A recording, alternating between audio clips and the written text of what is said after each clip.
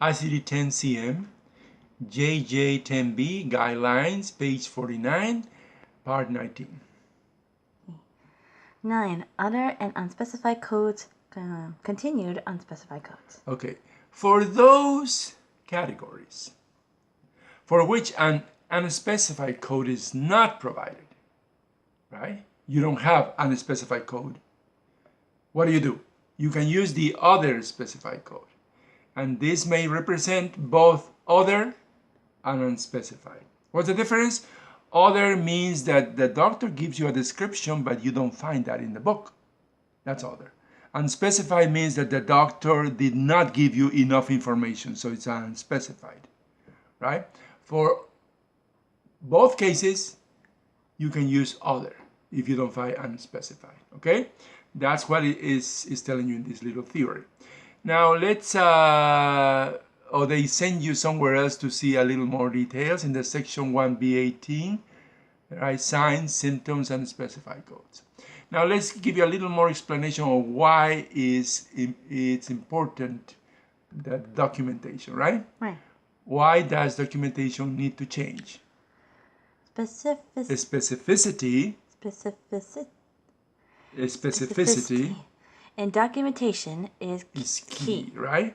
Because in ICD-10, there are fewer unspecified codes. And even for those diagnoses that have an unspecified option, it is predicted that Medicare will not cover unspecified diagnosis codes. Right. Be careful then.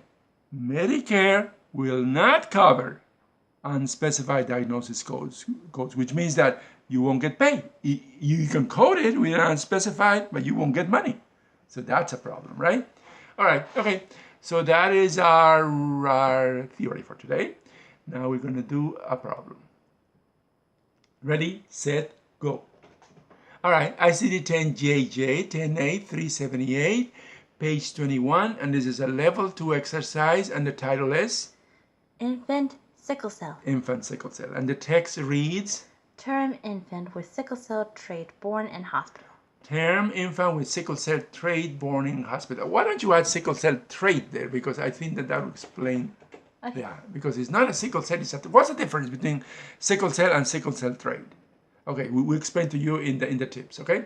So now we're gonna count to 3 so you can pause the video and give us the ICD-10 code for this diagnosis. 1, 2, 3. All right. The answer is Z2 codes, Z38.00 and D57.3. Okay? You got that? If you got it, congratulations. If you didn't get it, let's give you a tip, a couple of tips. For the first code, right? The first code, you just start with newborn and then born in a hospital, right? Right. And then you will get to the code because this is a regular baby who was born by vaginally in a hospital, so that's easy. We have done that several times before. Now for the second code. Start with trait. Start with trait. Although you won't find newborn in the description, this code applies to any age as the trait is congenital. It means it is there when you're born and it doesn't go away. It stays with you until you die. So it doesn't matter whether you are like my grandson, just 7 weeks old, or if you're like me, over 50 years old, you have the trait, right? Right. Okay, so what is the difference between having a trait, a sickle cell trait, and having the sickle cell? The sickle cell means that you have the complete sickle cell disease, all the symptoms. The sickle cell trait means that you have half of the components of the disease. You don't have symptoms, but you can pass it to other people. All right? So that's the difference. You have part of the disease, not the complete disease. All right? Okay, so with this explanation, you should be able already to give us the path. The answer is C38.00 and D57.3, but now we're going to count to 3 so you can pause the video and give us the path. How we got to these 2 codes, okay? So 1, 2, 3. Okay, this is the summary. The problem is a term infant with sickle cell trait born in a hospital. That's the diagnosis. Now, we need you to code that. We need you to give us the ICD-10 code for that. There are 2 codes. The code 1 through the index is found like this. First, you go to index. Go to the index. Then you go to newborn. Go to newborn. Then you go to born in hospital. Go to born in hospital. Then it's Z38.00. Z38.00. That's a regular birth, not necessarily in a hospital, but in any healthcare facility. All right, and we're coding for healthcare facilities, right? So that's a regular code. Now you can check this one too. So the code 1 through the tabular is checked like this. First you go to tabular.